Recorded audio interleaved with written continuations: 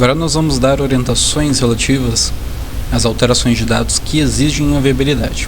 Portanto, nosso primeiro passo é, naturalmente, acessar o portal do serviço para criar uma viabilidade. Nova viabilidade, eventos de alteração e escolher a alteração necessária ou escolhida. Nesse caso, a gente vai alterar o nome empresarial apenas da empresa. Portanto, vou colocar aqui alteração de nome empresarial. Essa habilidade não é somente para regularização de dados perante a Receita Federal do Brasil, pois estamos arquivando o ato pela primeira vez aqui na Junta Comercial. Vamos iniciar o processo de alteração. Isso seria o caso de uma regularização de um ato já arquivado na Junta, mas que não foi informado à Receita Federal, caso de empresas mais antigas ou anteriores à integração de dados. Portanto, vamos avançar e selecionar a nossa opção de identificação da empresa. É importante observar aqui que, em alguns casos, o CNPJ não vai estar cadastrado no sistema de registro mercantil da Junta Comercial. Portanto, a fonte mais segura realmente é o NIRI da empresa. CNPJ não cadastrado não significa que a empresa está irregular aqui na Junta. É o caso de empresas mais antigas que apenas se constituíram e não tiveram a oportunidade de informar a Junta Comercial o seu CNPJ. Portanto, essa informação não consta em nossa base de dados. Vou informar aqui um NIRI de exemplo e pesquisá-lo. Vou me certificar de que a empresa encontrada é realmente aquela que eu quero modificar e avançar. Como eu não disse que eu quero mudar meu objeto social, a minha única opção aqui será realmente as informações relativas aos nomes. O objeto social já vem puxado do sistema de registro mercantil. É importante observar que os nomes informados aqui eles devem ser compostos corretamente. Não apenas devem observar a sua disponibilidade, mas a observância das regras de composição dos nomes empresariais. Portanto, antes do preenchimento, é interessante verificar tais regras constantes nas instruções normativas do DREI, em especial a instrução normativa número 15, que dispõe realmente sobre a formação, especificamente sobre a formação do nome empresarial. Nesse caso específico, é bom observar que apenas os 2 primeiros campos são de preenchimento obrigatório. A terceira opção de nome não obriga o seu preenchimento, mas nós estamos alterando o nome empresarial de um empresário individual. Portanto, vamos colocar aqui nossas opções. Outro ponto de observação interessante é que desde o começo deste ano houve a revogação do artigo 72 da Lei Complementar 123, que é referente ao Estatuto das Micro e Pequenas Microempresas e Empresas de Pequeno Porte. Tal artigo definia que a utilização das partículas ME e EPP era obrigatório no nome empresarial. Com a revogação de tal artigo, essas partículas não podem constar mais no nome empresarial. As empresas anteriormente constituídas com tais partículas podem continuar com as partículas no seu nome até que promovam uma alteração de nome empresarial, momento no qual devem retirar de seu nome empresarial as partículas ME ou EPP. É o caso dessa empresa. Nós estamos retirando o ME do nome empresarial dela para justamente se adequar à referida revogação. Escolhemos nossas 2 opções, observando sempre que quando eu me referenciar ao objeto no nome empresarial, tal objeto deve constar no objeto social. Outro campo importante para ser observado é quando for necessário fazer uma viabilidade para correção de um processo pendente já em andamento perante a Junta Comercial, é necessário que se informe tal processo, pois o nome empresarial constante em tal processo está protegido até que tal processo seja indeferido ou protegido definitivamente quando tal processo for deferido. Nesse caso, não é este caso, mas na existência de processo pendente com o nome empresarial pretendido e sendo tal processo de titularidade do requerente, basta informá-lo aqui nesse campo que não existirá colidência com o nome empresarial provisoriamente reservado. Na sequência, vai ser solicitado dados relativos aos sócios e titulares que já vêm importados do SRM nesse caso específico, já que não estamos alterando titularidade, apenas o nome empresarial. Ao fim, nós vamos ter um resumo da solicitação de viabilidade, que deverá ser verificada e confirmada, concluindo-se o procedimento. A referida viabilidade tem essa característica, sempre iniciando com MTP, e o número sequencial identificador do protocolo da mesma. A partir desse momento é necessário aguardar a sua análise e liberação para a continuidade do preenchimento do DBE e posteriormente integrador. Agora nós vamos dar orientações relativas ao preenchimento do DBE de alteração, especificamente das alterações que exigem o preenchimento de uma viabilidade. Nós já temos uma viabilidade pronta, que vamos utilizar como exemplo para esse preenchimento.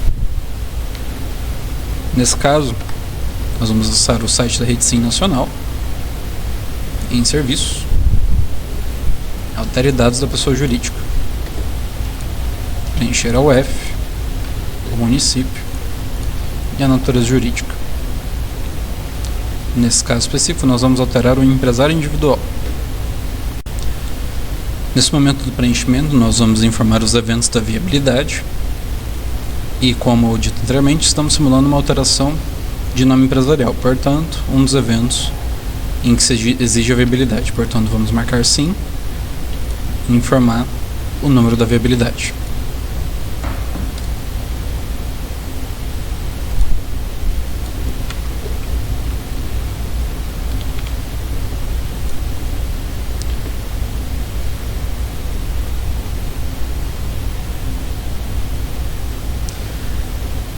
Como pode ser visto, quando eu informo a viabilidade, ele me pede a confirmação de que se refere a esse CNPJ, realmente se refere a ele, portanto, vamos recuperar esse pedido. Olha bem, seu preenchimento sempre se dará através do acompanhamento e preenchimento dos links constantes nessa coluna da esquerda. Preenchendo o evento, podemos perceber que foi importada a viabilidade, o evento 220, referente à alteração do nome empresarial. Na sequência, na identificação, podemos ver que já se puxou os dados da empresa. A pergunta, como sempre, é se o ato já foi registrado no órgão de registro. Não é o caso, estamos registrando pela primeira vez a alteração desse nome empresarial. Basta verificar o correto preenchimento e continuar sempre na coluna da esquerda. Preenchimento do representante da empresa, no caso do empresário individual, quase sempre é o titular da própria empresa. Portanto, basta repetir o seu nome e seu CPF aqui nesse campo para validação. De modo geral, como não estamos alterando o representante da pessoa jurídica perante a Receita Federal, esse preenchimento sempre deve representar aquilo que já consta na base de dados da Receita Federal. Caso contrário, a solicitação será indeferida de plano pela própria Receita Federal. Após o preenchimento do representante da empresa perante a Receita Federal, verificamos as pendências, não retornando nenhuma. Vamos finalizar o preenchimento e transmitir a solicitação. Ao fim, naturalmente, recebemos o número do recibo e o número da identificação, que serão utilizados justamente para a feitura do integrador, juntamente com a viabilidade. Agora nós vamos dar orientações relativas à feitura do integrador em casos de alterações contratuais que exigem a viabilidade. Aliás, eu falei alterações contratuais, mas alterações de dados em geral. Tanto que nosso exemplo aqui é de um empresário individual. Vou acessar o portal de serviço da Rede Sim de Mato Grosso, no integrador, gerar uma nova FCN. Selecionar minha natureza jurídica, meu ato, que é uma alteração, e os eventos relativos à alteração específica que eu desejo. Nosso caso é a alteração de um nome empresarial apenas, sem alteração de qualquer outro dado, mas todos os eventos relativos às alterações necessárias devem ser incluídos concomitantemente. No nosso caso, a alteração do nome empresarial é o evento 020. Vou informar minha viabilidade, o recibo do meu DBE e o identificador do meu DBE e fazer a integração.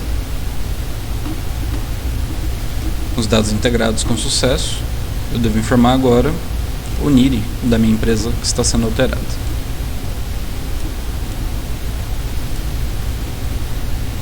E avançar. Como pode ser visto, o integrador foi criado e esse é o número correspondente ao mesmo. Os campos fechados são aqueles cujos dados não são necessários ou cujos dados foram importados do SRM ou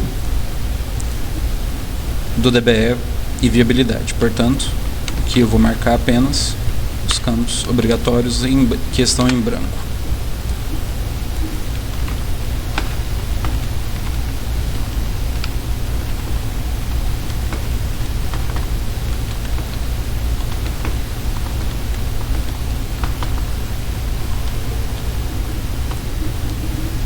Confirmar os demais dados e avançar.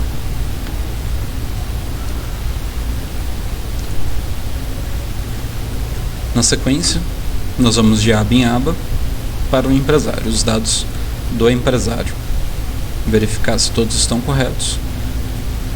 Essas informações, elas foram importadas do Sistema de Registro Mercantil, SRM, e devem ser mantidas caso não tenha sido incluído evento de alteração de tais informações, visto que a sua alteração sem o evento correspondente importará em pendências. Na sequência, me é solicitado os dados do contador, que são de preenchimento obrigatório, pois tal profissional é necessário perante os órgãos integrados de fazenda e não podem ser dispensados. Após o preenchimento de tais dados, basta avançar com o preenchimento do seu integrador. Após o preenchimento dos dados do contador e se avançar para a conclusão, será fornecido a seguinte documentação. No caso do empresário individual, é o requerimento capa do processo, que possui os dados resumidos do que se está pedindo ao junta comercial, e requerimento de empresário de alteração, que é propriamente dito o instrumento jurídico necessário. Tais documentações, já que estamos fazendo um manual relativo ao registro digital, não precisam ser impressas e assinadas, visto que tais documentos constarão lá no registro digital a partir do momento que você informar o integrador, e deverão ser assinados apenas digitalmente. Encerrando aqui a parte do integrador desse manual.